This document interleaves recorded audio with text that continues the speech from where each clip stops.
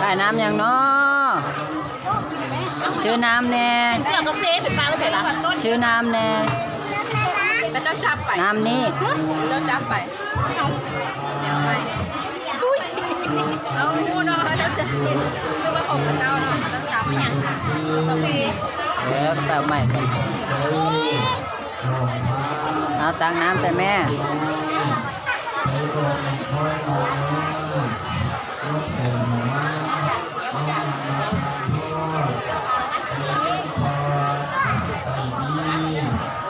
แล้วเอาแม่น้ำค่ะลูกส้มกินเจ้าน้ำเลย เปียกแล้วขวัญโอนเงินขวัญกินเปียกแล้วปลาไหลที่อย่างปลาไหล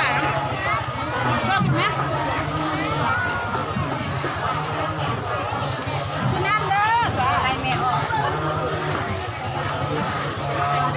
พ่อคนชื่อนั่นไหม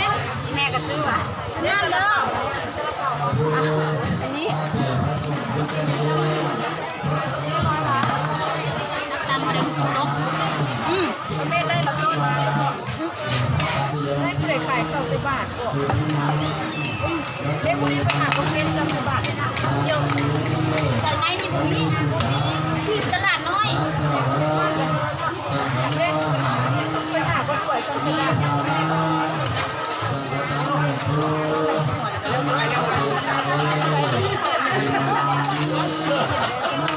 เสร็จไงข้าวแม่นขายเลย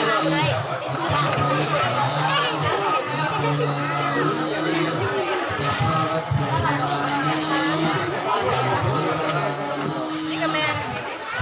สิ่งที่เราบอกทุกท่าน อันนี้เป็นอาหารเจเมเด้อ เอามาหาเรื่องเกียรติแซ่ เสียกับเปียกแซ่บ มือดีที่สุดได้มา2 อาทิตย์นี่เอาไต่เที่ยงคืนไต่เที่ยงคืนเจ้าไหว อ้าวบ่เห็น ถ่ายรูปทีโอขอบฟังก็ขอให้ดูดวงอุปโมทนาก้อมผาปลาสามัคคีของสวรรค์น้องบอลทองได้คืนที่วัดเตอร์คุณศรีสุขีในนี้เพื่อจะเป็นบุญเป็นกุศลของเฮาเอาเพียงไปเพียงเด้อบ่ไต่ถูกบอกไปเพียงที่ซื้อบ่ไต่ถูกแล้วจะถือ โอ้คนแซ่บบ่เส้นใหญ่เด้อนี่เด้อผู้ขายกับผู้ใหญ่เด้อ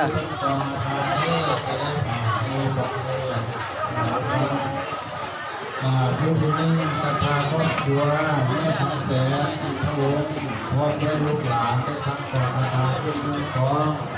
เราที่คุณเดินนานพวกแก่นจันทร์อินทวงศ์เรียนรู้ไปแล้ว ขายหยังน้อ งานของทางของเราเลย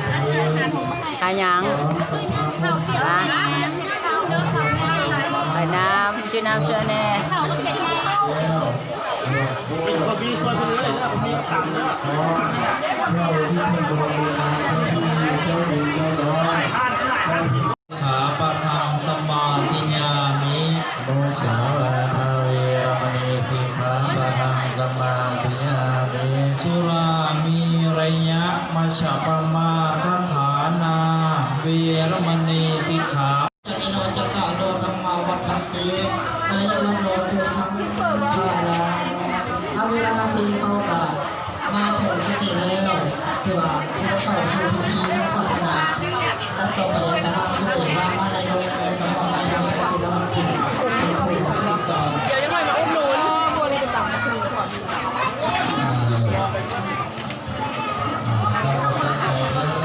ใจโนจันตะโลธรรมาวันทันติอายุวันโนสุขังภาลาสำหรับการแต่งงานเอามาหลักรถที่มา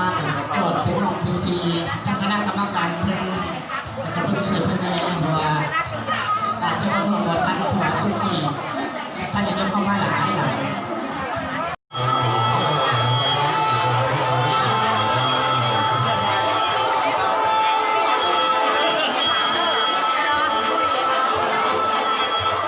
โอ้มาเปียกแซ่บที่หมดเลยเด้อเจ้าไว้เด้อ ไม่ทันไม่ อ้าวไว้เด้อไว้เด้อ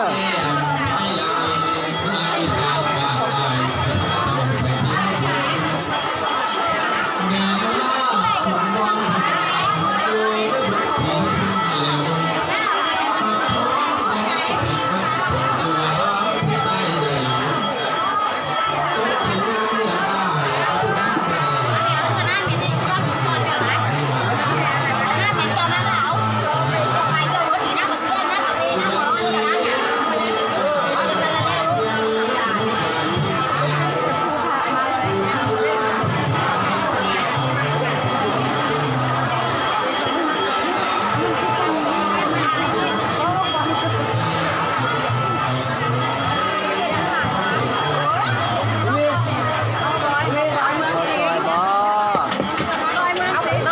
ซิ่งเด้อข้าวซอยแซ่บๆเด้อ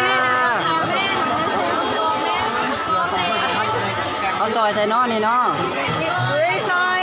ท่านล่างรถนมบัวทองเด้อ รถน้องบัวทองเนาะ ของน้อยๆได้ เด้ เด้อ อ ครอบครัวสุนทรเด้อน้อยๆนะท่านไหนไปแล้วไปใส่เราดีกว่า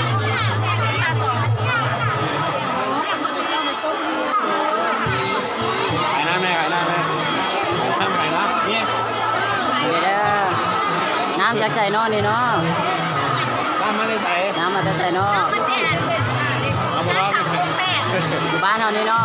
บ้านของค่ะ ห้องค่าเนาะขายดีเนาะมื้อนี้เนาะหมดไปแล้ว ขายดีเพิ่นละ หาน้ำแล้ว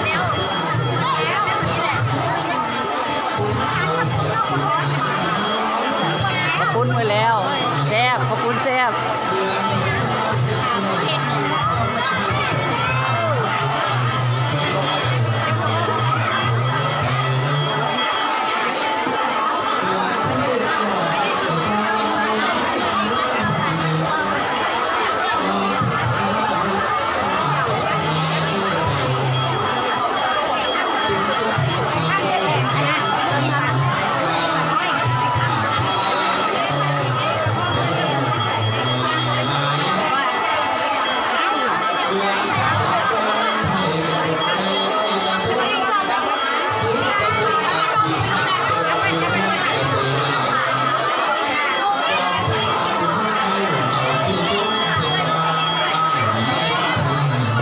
ปูนเนาะนี่เอาปูนก็ใส่เนาะแม่เนาะ เป็นขอบคุณกับเปียกปลา เขาเปียกบ่ เอาทะเลกับเปียกปลามัน เขาเปียกปลา มันหมดแล้ว หมดแล้วเนาะอ๋อมาแต่บ้านใดเจ้า น้องบัวทอง น้องบัวทองเนื้อนี่เนาะบ้านเฮาเองเนาะร้านตั้งอยู่ใส่บ่ ก็ตั้งอยู่ในบ้าน อยู่บ้านนี่เลยเนาะ ในวันได้ขายเลยยังไม่ได้ไปทำงาน อ๋ออันนี้มื้อนี้มาเฮ็ดพิเศษเนาะพิเศษเนาะ เ